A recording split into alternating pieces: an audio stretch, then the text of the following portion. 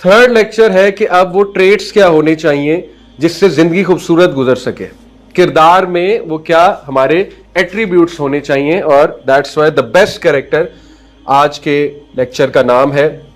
बहरहाल आप मुझे बताएं कि गुड कैरेक्टर में क्या क्या एट्रीब्यूट्स आते हैं। Let's know about your answer. जी ठीक है। इंटेग्रिटी क्या होती है? How do you define integrity? आसान अल्फाज में इंटेग्रिटी क्या है? कोई और डिफाइन कर दे। कहते हैं ना Quaid-e-Azam was a man of integrity. इसका क्या मतलब है इंटेग्रिटी का?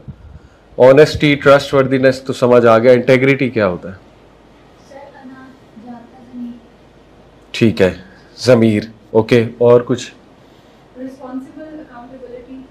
सही।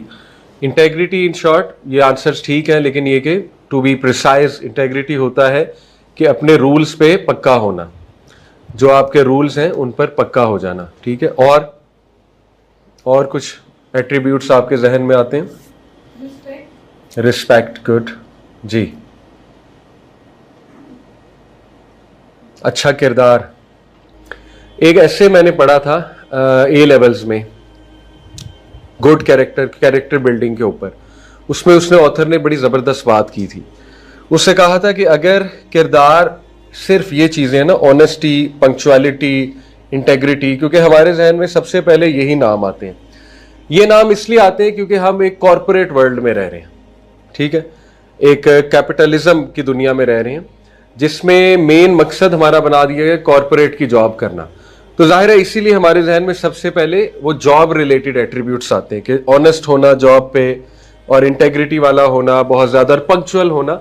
ये बिल्कुल है, इसमें कोई दूसरी राय नहीं, ये बहुत ज़रूरी एट्रीब्यूट्स है। लेकिन उससे बड़ा ज़बरदस्त पॉइंट कहा, उससे कहा कि अगर तो सिर्फ यही है तो हिटलर जो है वो सबसे ज़्यादा कैरेक्टर का अच्छा था, क्योंकि वो ऑनेस्ट भी बहुत था, वो पंक्चुअल भी बहुत था, और उसमें इंटेग्रिटी भी बहुत थी। यानी जिन लोगों ने उसको पढ़ा है तो वो कहते हैं वो रूल्स का बहुत सख्त था और पक्का था। इसी तरह उसकी आर्मी, वो भी दुनिया की सबसे अच्छी कैरेक्टर वाली थी। अगर तो यही एट्रीब्यूट्स हैं, लेकिन उनमें मिसिंग क्या था? एम्पैथी।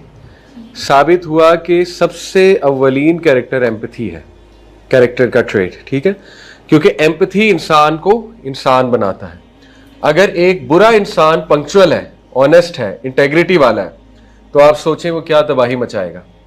ठीक है, क्योंकि वो जैसे इबलीस is very honest, very punctual, ठीक है, और बहुत ज़्यादा मुस्तकिल मिजाज, वेरी कंसिस्टेंट। इशफाक अहमद का एक वाक़या है, वो कहते हैं कि मुझे चैलेंज दिया मेरे दोस्तों ने जब मैंने बैचलर्स किया गांव में, कि हम तुझे साइंसदान तब मानेंगे, बीएससी की थी ना, जब तू, एक माई थी, माई नूरा के नाम से उनके गाँव में, जो चने भूना करती थी और बड़ी पॉजिटिव खातून थी। कहते उसके मुँह से आज तक नेगेटिव जुमला नहीं हमने सुना था। तो मुझे चैलेंज किया गया कि हम तुम्हें साइंसदान मानेंगे जब इसके मुंह से कोई नेगेटिव जुमला निकलवाओगे। तो कहते मैंने कहा मसला ही कोई नहीं। कहते मैं उसके पास गया अपने दोस्तों के साथ, उसी तरह खुश अखलाकी से पेश आई, बड़ा पॉजिटिव, कहती पुत्र बैठो, चने भून के हमारे सामने रखे। तो कहते मैंने उससे कहा कि माई शैतान के बारे की ख्याल है। कहते अब फंस गई, शैतान के बारे में तो कोई पॉजिटिव नहीं कह सकता ना।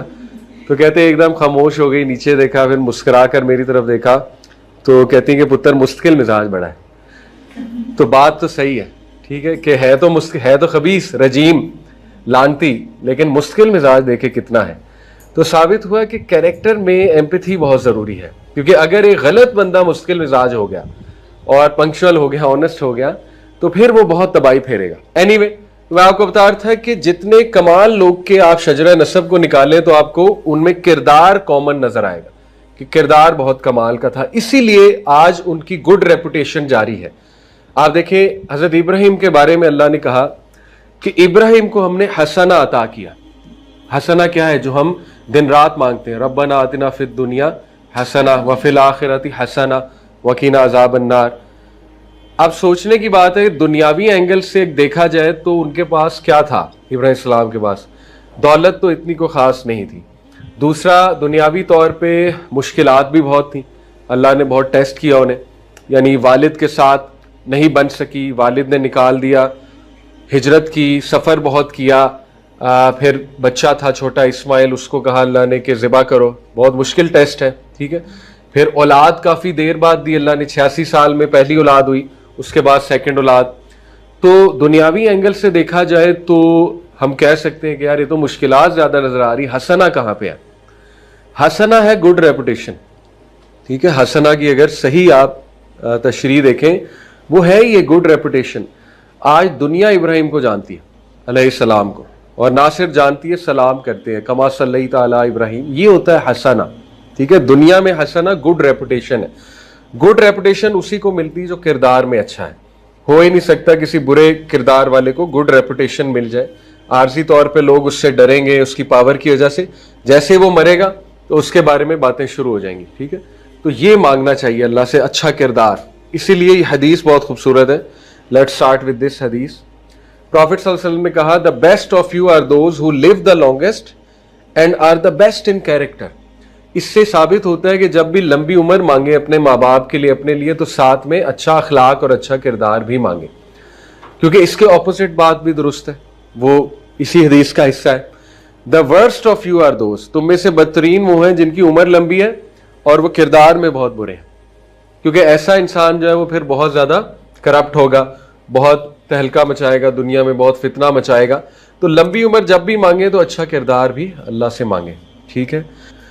और पेरेंटिंग का भी असल मकसद ये है, इसको समझ लें, बहुत ज़रूरी है, ठीक है। शादी और पेरेंटिंग का मकसद ये है कि अगली जनरेशन में अच्छा कैरेक्टर इंस्टिल करना, ठीक है। अब सोचें, ये जब मकसद जहन में होगा तो शादी का कॉन्सेप्ट भी चेंज हो जाएगा और पेरेंटिंग का कॉन्सेप्ट भी पूरा चेंज हो जाएगा। तो इसलिए ये मकसद बहुत ज़रूरी है कि अपने बच्चों में, अपनी अगली नस्ल में अच्छा किरदार इंस्टिल करना और अच्छे औसाफ इंस्टिल करना। आपने अक्सर देखा है कि फैमिलीज कुछ ऐसी होती हैं जो नोन होती हैं, वेल नोन होती हैं कि इनका किरदार बहुत कमाल है, होता है ना ऐसे। ये वो फैमिलीज होती हैं जिन्होंने वर्किंग की होती है, जिन्होंने विजन के साथ जो है वो जिंदगी गुजारी होती है। नबी सल्लल्लाहु अलैहि वसल्लम का अगर आप शजरा नसब निकालें तो तमाम के तमाम लोग कमाल थे, तमाम के तमाम लोग। मैं आपको मिसाल देता हूँ, नबी सल्लल्लाहु अलैहि वसल्लम के शजरा नसब में जितने लोग हैं इस्माइल अलैहिस्सलाम से लेके आगे तक, वो सब फिलंथ्रोपिस्ट थे, सब लीडर्स थे, सब कमाल कैरेक्टर के लोग थे, सॉलिड लोग थे, करेजस, बहादुर। एक मिसाल देता हूँ, हाशिम का नाम आपने सुना होगा, बनु हाशिम है जिनसे, ठीक है। ग्रेट ग्रेट ग्रेट ग्रैंडफादर है प्रॉफिट सल्लल्लाहु अलैहि वसल्लम के। हाशिम जो थे, he was the first person in Mecca जिन्होंने फलाही काम मक्का में शुरू किया था, पहला ऑर्फनेज खोला था, ठीक है। और पहला उन्होंने चैरिटी सेंटर खोला था गुरबा के लिए। मक्का में बहुत ड्राउट, बहुत फैमिन और बहुत जो है वो पानी की किल्लत थी, क्योंकि जमजम का कुआं तो बाद में दरियाफ्त हुआ ना, अब्दुल मुत्तलिब ने दरियाफ्त किया। जमजम का कुआं बीच में गुम हो गया था, उसके बाद अब्दुल मुत्तलिब ने, जो नबी सल्लल्लाहु अलैहि वसल्लम के दादा थे, उन्होंने दरियाफ्त किया था जमजम का कुआं, ठीक है। तो हाशिम जो थे, इन्होंने 2 सफर रखे थे, एक विंटर में एक समर में, जिसका कुरान में कहाँ जिक्र है, ली-ईलाफि कुरैश ईलाफिम रिहलतश्शिताई वस्सैफ। अल्लाह ताला कुरैश को अपनी फेवर्स याद करा रहा है कि याद करो कुरैश वालों कि मैंने तुम पे करम किया और तुम्हारे जो 2 सफर हुआ करते थे, एक विंटर्स में और एक समर में, सूरह कुरैश में इसका जिक्र है, ठीक है, जिससे तुम लोगों ने बड़ा कमाया और तुम लोगों को खाने को मिला, पीने को मिला।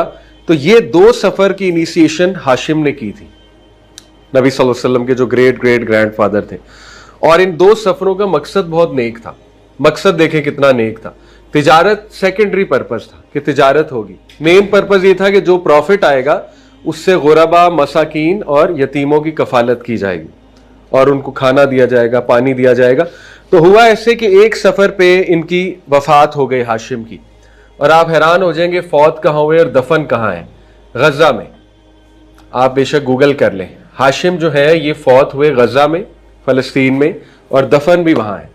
तो अब यहाँ से अंदाजा लगा लें गजा की सरजमीन हमारे लिए कितनी इंपॉर्टेंट है, जहाँ पे इस वक्त जो है वो क्या हो रहा है हमारे सामने, ठीक है।